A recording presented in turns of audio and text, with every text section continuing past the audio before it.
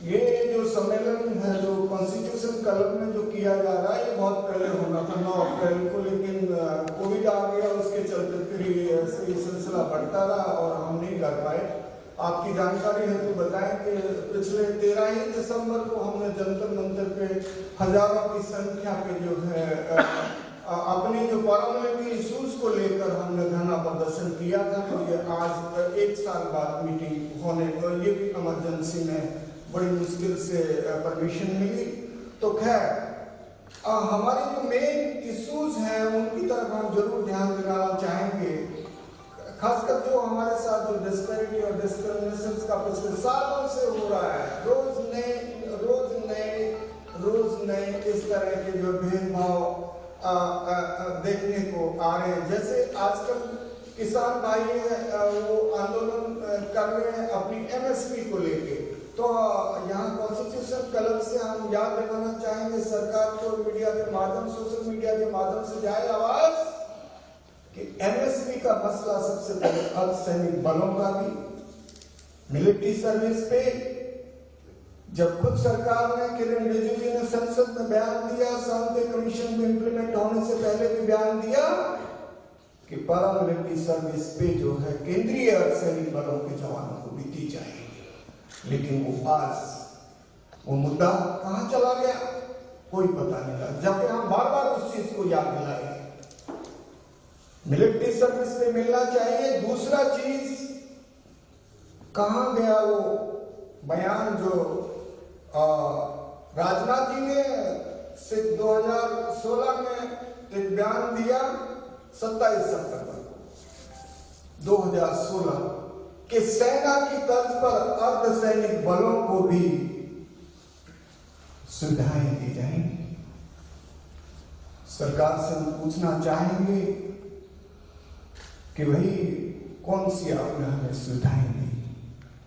कोई सुविधाएं आज तक पिछले 6 साल में हमारे जवानों से लेकर टॉप क्लास ऑफिसर्स तक, जब आप ओजीएस की बात करते हैं तो कहने का मतलब ये है कि सरकार जब एडिशनल डीजी तक बना सकती है तो डीजी क्यों नहीं? हमारे ही कैडर ऑफिसर को अगर आप डीजी बनाए जो कंपनी लेवल और बटालियन लेवल से जवानों के साथ साथ रहता है, उनको बेहतर पता है कि जवानों को क्या दिखते हैं। हम आईपीएस लॉबी का घोर विरोध करते हैं कि तू चल में आए और कुछ दिन के बाद चले गए, जवानों से कोई लेना देना नहीं। अभी 6 महीने तक हिंदुस्तान की सबसे बड़ी बॉर्डर गार्ड फोर्स डीजी का पद 6 महीने तक खाली रहा, तो हेडलेस हो गई फोर्स। तो क्या किसी खास ऑफिसर का आने का इंतजार किया जा रहा था कि जब तक वो निमट जाएंगे, उनके ऊपर जो इस तरह की तलवार लटकी हुई है, जो कोर्ट उसको फाइनल कर दे तो उसी को बैठा दो। वार के डीजी सीआरपीएफ वार के चेयरमैन है। सॉरी कि आपको आश्चर्य होगा कि जब हमारी मीटिंग हुई जनवरी में, जब जैसे ही उन्होंने चार्ज संभाला था तब की बात है, हमने कहा कि सर आप तो वार के चेयरमैन हैं, तो वो बगले झांकने लगे और पूछ रहे कि यार मैं तो, हमारे आईजी एडम साहब बोले हाँ साहब वार के चेयरमैन तो आप ही, तो वो वार हमारे लिए क्या बना करेगी?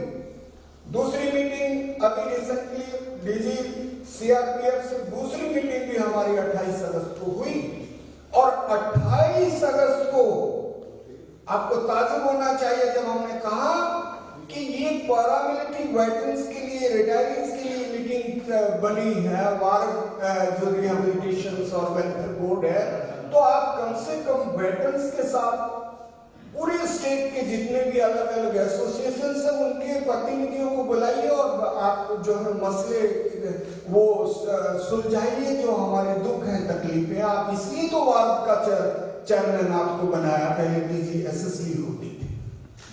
तो तब उन्होंने फिर बदले झांकी, तो आईजी एडम साहब कह रहे थे सर सेक्रेटरी मैम आप सोच सकते हैं ये वार व्हाइट एलिफेंट, इसका हम घोर विरोध करते हैं। भारत के नाम पे जिसने भलाई के लिए आज तक हमारे लिए कुछ नहीं किया। फिर डीजी साहब क्या कह रहे हैं, ये मैं शेयर करना चाहूंगा। डीजी साहब ने कहा ठीक है आप ड्राफ्ट लेके आओ। तो भैया आपके जो वेलफेयर ऑफिसर हैं, जो हर स्टेट में हर डिस्ट्रिक्ट में अलग अलग पोस्टों में डीएसओ या डब्ल्यूएम बना रखे हैं आपने, वो किस लिए हैं? अगर हम आपको, हमारी तो 29 जुलाई को पिछली बार गृह मंत्री राजनाथ जी से मुलाकात हुई और हमने कहा, बोला भाई बताइए, मैंने कहा सर इस बिल्डिंग में आप बैठे, इसको सीआरपीएफ ने बचाया था, फिर ऐसी क्या भूल हुई कि हमारे जवानों की आपने पेंशन बंद कर दी? एमएसपी का मुद्दा है, मिलिट्री सर्विस पे सरकार ने खुद कहा था, आपके जो उत्तराधिकारी जिनके हैं उन्होंने, राजनाथ जी ने, रक्षा मंत्री जो आजकल हैं, उन्होंने खुद कहा था। और नित्यानंद राय जी जो हमारी 4 मुलाकात हो चुकी है, मुझे नहीं लगता कि नित्यानंद राय जी कुछ कर पाएंगे, क्योंकि हम जो है साफ कह सकते हैं, जब उन्होंने कहा भी मेन मुद्दे बता दीजिए, हमने कहा जो आपके पीछे जो सरदार पटेल की मूर्ति लगी है, स्टैचू आपने बनवाया 3500 करोड़, क्या बेहतर होता अगर आप 3500 करोड़ के जो है यूनिवर्सिटी कॉलेज और अर्धसैनिक बलों के नाम, सरदार पटेल के नाम पे अर्धसैनिक स्कूल खोलते तो ये बाहर आ जाती देश में। बोला अच्छा, मैंने कहा ये पीछे झंडे लगे हैं, 6-7 झंडे लगे हैं डिफरेंट फोर्सेस का, जिनके आप जाके सैल्यूट लेते हैं, हर साल आप जाते हैं। उन जवानों की पेंशन होनी चाहिए, उनको बेहतर मेडिकल फैसिलिटी होनी चाहिए। बोला मेडिकल फैसिलिटी कैसे? मैंने कहा जब सीजीएचएस डिस्पेंसरी नहीं है, यहां से चंडीगढ़ चले जाइएगा, सीजीएच डिस्पेंसरी नहीं है, रेवाड़ी, नारनौल, भिंड, मुरैना, गाजीपुर, बलिया, कितने सारे हमारे पैरामिलिट्रीज के हब है जहां कोई जो है सीजीएचएस डिस्पेंसरी नहीं, तो हम जाएंगे। जीएसटी का मुद्दा एक बहुत बड़ा, आपने जो है ये सीपीसी कंटीन को अब जीएसटी के चलते मार्केट रेट पे आ गई, तो जो सरहद के चौकीदार है, जिनके बीच में माननीय प्रधानमंत्री अक्सर दिवाली मनाते हैं हर साल, तो उनकी सीपीसी कंटीन पर कौन जीएसटी छूट करे जो मार्केट रेट पे आ गई? ये बात हमने गृह राज्य मंत्री जी को और अपने जो दोनों राजनाथ जी को, इनको भी हमने संसद भवन में हमें बुलाया था, अमित शाह ने कहा। बहुत बड़े दुख की बात है कि जो सरहद के वास्तविक चौकीदार, बीएसएफ का जवान, रात को आंख फटती है, मेरे माननीय आईजी साहब बैठे हैं, उनको सब पता है, 4 घंटे जवान को नींद आती है। और सेना जो हमारी सुप्रीम, लेकिन हम उनसे सुपर से सुपर सुप्रीम है, क्योंकि वी आर ऑन बॉर्डर्स। चाक चौकीदारी सेना नहीं करती है, कॉन्स्टिट्यूशन गलत से संसद तक आवाज जाए। चौकीदारी जो करते हैं उनको आप कुछ दे देंगे, हमसे क्या भूलिए, हमारी पेंशन आपने बंद कर दी, आपने एनएफयू हो चाहे ओजीएस हो चाहे ओपीएस, 3O ओआरओपी आप देंगे कहां से, जो पेंशन ही नहीं बंद कर दी। आप कम से कम ओपीएस लागू कीजिए, ओजीएस को ढंग से लागू। ओजीएस का मतलब ही यही है, अगर मेरे से कोई पूछे सर बताएंगे डीजी साहब कि भाई अगर आप हमारे ही कैडर ऑफिसर को जिस दिन डीजी बनाएंगे वो उस चीज को हम जो है जरूर जो है कह पाएंगे। तो कहने का मतलब कदम कदम पे सरकार हमें सुविधाएं क्या देगी। मैं पंचायत में ये बात कहना चाहूंगा कि अभी एक आईटीबीपी डीजी साहब ने एक एसओपी जारी किया, तुगलकी फरमान हम कह सकते हैं कि भाई आईटीबीपी कंटीन से ओनली आईटीबीपी पर्सनल ले सकते हैं मदरा वगैरह, बाकी फोर्सेस नहीं ले सकते। हमारे रेवाड़ी वाले आए हैं, वो कह रहे हैं कि साहब ये आईटीबीपी वाले नहीं दे रहे। कर्नाटका वाले आए हैं, वो कह रहे हैं आईटीबीपी। उत्तराखंड वाले आए हैं, वो कह रहे हैं आईटीबीपी ने बंद कर दिया। तो ये सीपीसी क्या है?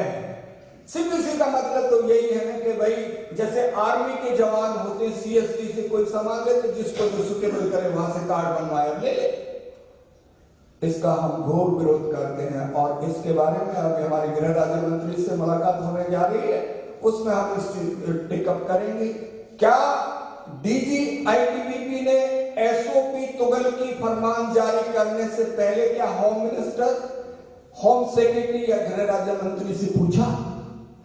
अगर बाकी फोर्सेस भी ऐसा करेंगे तो क्या पूछेगी? घोर विरोध करते हैं सर।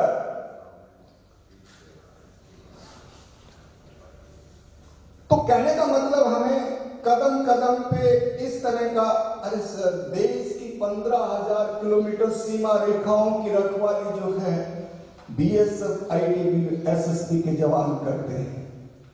आईटीबीपी जो 20,000 फीट हाइट पे है, बैठे हिम भी चाइना बॉर्डर पे पिछले 40 साल से। दुख होता है कि जब सियाचिन के नाम पे सेना को जो है 42,500 रुपए तक सियाचिन भत्ता दिया जाता है, इतनी तो हमारी तनख्वाह भी नहीं है। तो ये भेदभाव बंद किया जाए। हम चाहेंगे कि, और एक और हम आपको जरूर कहना चाहेंगे कि पिछले 12 नवंबर को हम लोग जो है, ये 12 नवंबर 5,000 से ज्यादा युवा SSC GD staff selection commission के जरिए जो सिपाही पदों पर आजकल जो नियुक्ति हो रही है, आपको पता है, उसमें जो है एसएससी जीडी एसएससी उस चीज को करती है, भर्ती प्रक्रिया को पूर्ण करती है। अब हम इनकी आवाज क्यों उठा रहे हैं? क्योंकि कल ये युवा केंद्रीय अर्धसैनिक बलों का ही तो हिस्सा बनेंगे, हमारे पैरामिलिट्री परिवार का हिस्सा बनेंगे। हमने कहा 3 साल से ज्यादा लंबी प्रक्रिया चल रही है, इन बच्चों को भी, जबकि खुद नित्यानंद राय साहब बोले हैं, संसद में बयान दिया कि केंद्रीय अर्धसैनिक बलों में 1,11,000 से ऊपर की सिपाही के पद खाली, ऑफिसर्स के तो बहुत और तक, वो उन्होंने डिटेल नहीं दिया। तो हम चाहेंगे कि जो 85,000 मेडिकल फिट युवा जो सारी प्रक्रिया पूर्ण करके 3 साल से इंतजार करें, जो ओवर एज की कगार पर है, चाहेंगे कि ये सरकार तक आवाज जाए कि उन युवाओं को जल्दी से सरहदों पर भेजा जाए ट्रेनिंग देके, ताकि हमारी सरहदें मजबूत हों।